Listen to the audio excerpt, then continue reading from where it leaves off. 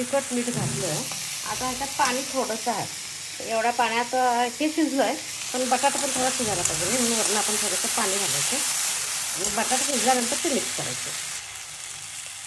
आता एक थोडा वेळ 5 मिनिटं बटाटा शिजू द्यायचा. म्हणजे पाणी उकळलं की ते घालायला येतं.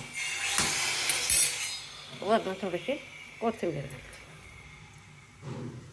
बाकी काय घालायचं नाही मसाला वगैरे.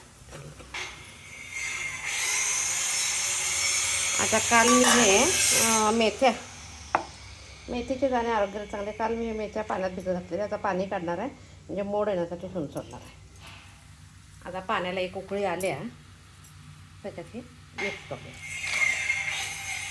आता छानपैकी एक 10 मिनटं शिजू द्यायचं, म्हणजे करी चांगली हे होते. डोस्याबरोबर चांगलं शिजू द्यायचं, उसळ व्हायला पाहिजे.